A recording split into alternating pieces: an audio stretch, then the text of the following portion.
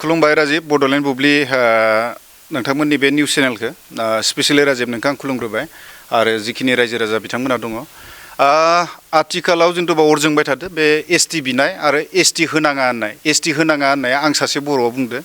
ओमफ्राय नों सासे ट्राइबेला बुंनाय बेबो जोंनि बर' आरो बे ट्राइबेलनि भइसआनो जाहैबाय एसटिखौ होनाङा ओमफ्राय 6टा जनगोष्ठीफोरा जायफोरा इलिगेलि एसटि बिदो जायफोरा पेरामिटाराव मिलायै कनस्टिटिउसनाव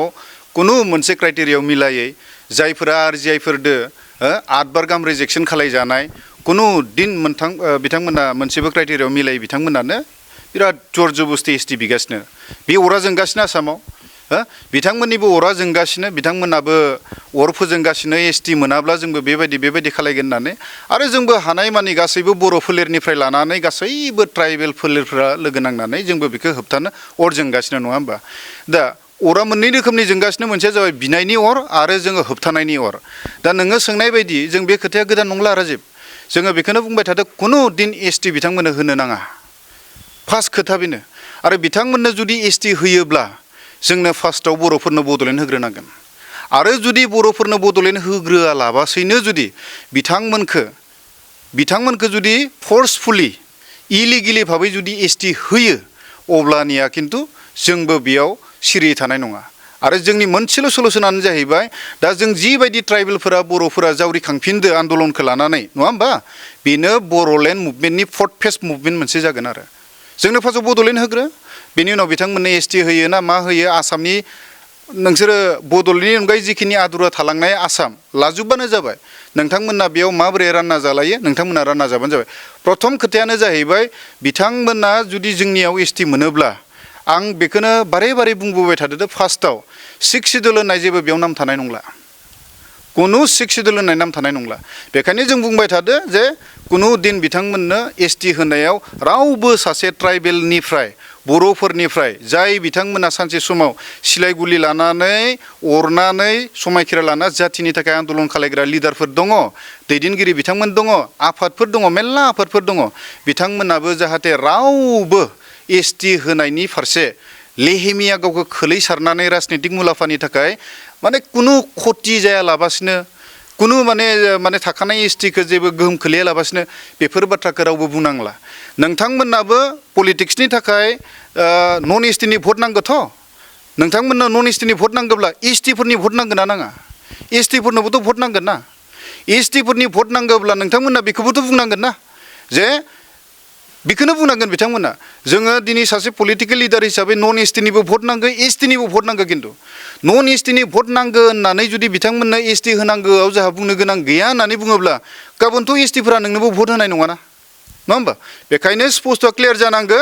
जे साफ्रोमबो पलिटिकेल लिडारा बेखौनो बुं जे नोंथांमोना एसटि हो बुंनो गोनां गैया खिन्थु जोंनो बड'लेण्ड होग्रोनांगोन गासैबो एसटिनि लिडारफ्रा गासैबो ट्राइबेलनि लिडारफ्रा बेखौनो जिखिनि मुजियानि लिडार दङ बेयाव पलिटिकेल लिडार बुं आरो जायखिनि आफादफोरनिफ्राय लिडार दङ स्टुडेन्ट इउनियननिफ्राय लानानै पलिटिकेल पार्टिनि लिडारफ्रा बेखौनो बुंनांगोन जे जोंनो बड'लेण्ड होग्रोदो ओमफ्राय बिनि उनाव बिथांमोननो एसटि होदो बास जोब्बायब्रा राजिब बेखिनिखौ बुंनो हायाब्ला खिन्थु बेयाव खिन्थु इलेक्सनाबो सफैगासिनो एमएलए इलेक्सन दा नोङो नन एसटिनि फेभाराव बुंनाय माने एसटिया नोंजों थानाय नङा दा बेयाव नोङो जोंनियावथ' मोननै रिजनेल पार्टि दङ नङा होमबा मोननै रिजनेल पार्टि दङ दा बिथांमोननि स्पष्टआ मोननैनियाबो क्लियार जानांगोनब्रा सोरबा सासेनियाल' नङा बेयाव नङा होमबा सोरबा सासेनियाल' नङा आरो सोरबा सासेखौल' एटेक खालायगोन बेबो नङा होमबा बेखायनो मोननैबो रिजनेल पार्टिनिफ्राय बियो क्लियार जानांगोन जे जोंनो बड'लेण्ड होग्रो आरो बड'लेण्ड होनो हायाब्ला नैबे समाव बेखौनो बुंनांगोन बड'लेण्डखौ जुदि नोंथांमोना नैबे अबस्थायाव दा होथ'नो हाया आसामावथ' ब्लाव बे अराव जोंखाबाय नालाय बेनि एडभान्टेजखौ जों ओरैबायदि लानांगोन बर' लिडारफ्रा जे जोंनो जुदि बड'लेण्डखौ होग्रोआब्ला स्टेट उइथिन स्टेट होग्रो जोंनो आरो जुदि बेखौनो होनो हाग्रोआब्ला नोंथांमोना जोंनि बड'लेण्डआव मा खालामग्रोनांगोन इभिक्सन खालायग्रो आरो डिपर्टार खालायग्रो आरो बिथांमोनखौ डिपर्ट खालायग्रो जोंनि बड'लेण्डनिफ्राय बे नङादि जोंनियाव इभिक्सन जाबाय आरो बिथांमोना भटल' होनो मोनला आरो बिथांमोना बहाबा गिदिंनानै बहाबा थाहैफिनगोन बे नङा डाइरेक्ट होखारहरग्रो दिनै आसामनि चिफ मिनिस्टारा जिन्थुबा एसेम्ब्लियाव सोलिबाय थानाय सेसनाव ओरैबायदि गोदोर गारांदो बिथाङा दि बुंनो हादो बिनि साहसखौ नाय जे आंनि इभिक्सनखौ किथियाव आं दोनथ'आ आं कन्टिनिउ आं खालायलांबाय थागोन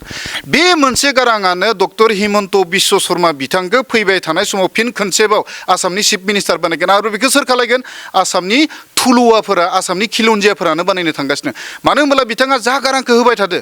एकदम कमप्लिट एसामिस सेन्टिमेन्टआव बुंगासिनो बिथाङा आसामनि एसेम्ब्लियाव आसामनि सासे चिफ मिनिस्टारा जुदि एफाग्राब गोदोर गारां लानानै टेबोल बुना बिखाफोर दांनानै जुदि बे बाथ्रा बुंनो हादोब्ला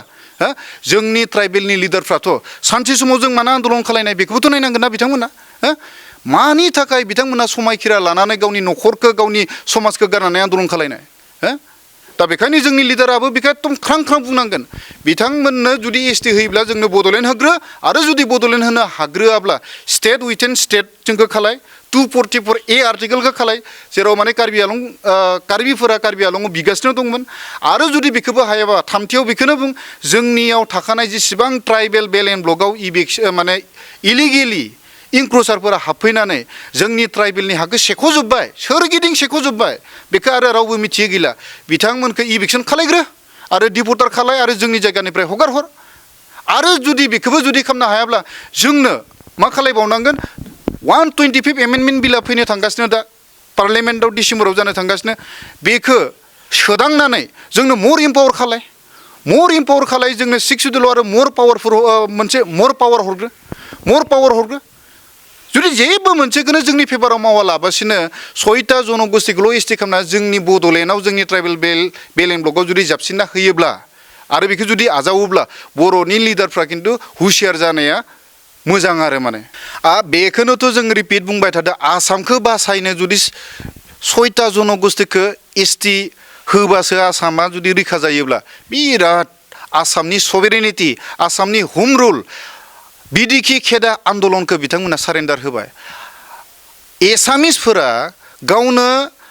आन्दलन खालायनानै जि मोनसे सुक्तिखौ बिथांमोना खालायबाय आसाम सुक्ति खालायबाय आसाम सुक्तिखौ बिथांमोना दिनै सारेन्डार खालायनाय जाहैसिगोन आसामनि देरसिन आन्दलना मामोन बिडिकिखौ जोङो सिनायथि खालायनानै बिडिकि सिनात' करि बिडिकि खेदा आन्दलनमोन नङा होमबा बिदिखि खेदा आन्दलनमोन दिनै बहा हाखो गासै आपार आसाम लवार आसामाथ' टटेलि इलिगेल बांलादेशनि आखायाव थांजोब्बाय आपार आसामावबो दिनै लोब थांगासिनो जोंनि बड'लेण्डआवथ' हाबजोबखाबाय जोंनि बड'लेण्डआव जोङो सानफ्रोमबो जोङो आसामखौ जों खावलायबाय थानाय जे जोंनि बड'लेण्डनि ट्राइबेल बेल एन्ड ब्लकआव दिनै अबैध भाबे नन ट्राइबेलफोरा जायफोरा अना अखमिया अना इण्डियान बिथांमोना हाबजोबनानै जोंनि गासै हा हुफोरखौ सेख'जोब्बाय जोंनाव इभिक्सन जानांगोन होननानै जों बारे जों बुंदोंमोन नाथाय बिथांमोना कुनु दिन मोनसेबो इनिसियेटिभ लायाखिसै दा बे जायगायाव बिथांमोना बुंबाय जिहेतु बिथांमोना बिसोरखौ होखारहरनोबो हाला नङा होमबा बिथांमोना आसामनि एनआरसिखौ 1972 बुङो मालाबा 71 बुङो 24 डिसेम्बर सोरबायाबा बुङो 25 डिसेम्बर जियानो जा 71खौ लायोना 72खौ लायो बे आसामनि मेलेमजिबिनि खोथा आसामनि असमियाफोरनि खोथा खिन्थु 71आनो जा 72आनो जा आसामनि गासैबो जों 6 सिडुल जानो हागौ जोंनि बड'लेण्डआ मोनब्रै जिल्लाया बा मोनबा जिल्लाया जोंथ' आसामनिनो इन्टिग्रेट पार्ट जोंनि आसामावबो बिथांमोना मा खालायनांगौमोन आसामाव जुदि इभिक्सन जादोंबा जोंनि बड'लेण्डआवबो जानांगोन कुनु दिन खामाखसै हाला राजिब्र दे हाला बिथांमोना इभिक्सन जिहेतु खालामनो हाला सिभिल वार जासिगोन ना दा आसामाव दा मोननै जाति एसामिस आरो अना एसामिस होनना बुङोब्ला एसामिसआ दिनै फिंगार काउन्टेड सोरखौ लाना एसामिस बुंनो बेखायनो बिथांमोना दा एसटि खालायबानो दि आसामा रैखाथि जागोन बे बिराद गोदोर मोनसे षड़यन्त्रसो आरो जुदि बेनो जुदि थारबा 6टा जनगोष्ठीखौल' मानो एसटि खालामनो नागिरदों शर्मा कलिता नाथ जुगि बिथांमोनखौबो एसटि होनांगोन जायफोरा दिनै बेयाव नेपालिफोरा दङ गुरखा जातिफोर दङ बिथांमोनाबो मोनसे आन्दलन खालायगासिनो जोंनो नेपालि नङा जोंनो गुरखा नांगोन होननानै बुंगासिनो बिथांमोनखौ एसटि होनांगोन जायफोरा नेपालि दङ जायफोरा आदिबासि दङ जायफोरा मुस्लिम एकदम खिलन्जिया मुस्लिम दङ जायखौ जों गुरिया मुरिया बुङो बिसोरनोबो एसटि नांगोन बेखौ खिन्थु आसामनि मेलेमजिबिफोरा बुंनांगोन आसामनि मेलेमजिबिफोरा बेखौ मात्र 6टा जनगोष्ठीखौल' मानो बानायनानै लाखो मानो 6टा जुटिखौल' खालायखो दिनै शर्मा टाइटेला एसटि मोननांला नामा कलिता टाइटेला एसटि मोननांला नामा शर्मा कलिता बिथांमोना सिरि थानो मोननाय नङा जुदि आसामखौ बासायनोनो जुदि 6टा जनगोष्ठीखौ जुदि एसटि होदोब्ला बाखि नाथ जुगि शर्मा कलिता नेपालि आदिबासि नेपालि ओमफ्राय बेंगलिफ्राबो सिरि थानो मोना अर जोंब्लाव होनांगौ एसटि बिनांगौ अर जोंब्लाव होनांगौनि ओंथिया जाबाय एसटि बिनांगौ बिथांमोना एसटि बिनांगौ बिथांमोना बेनो खोथाया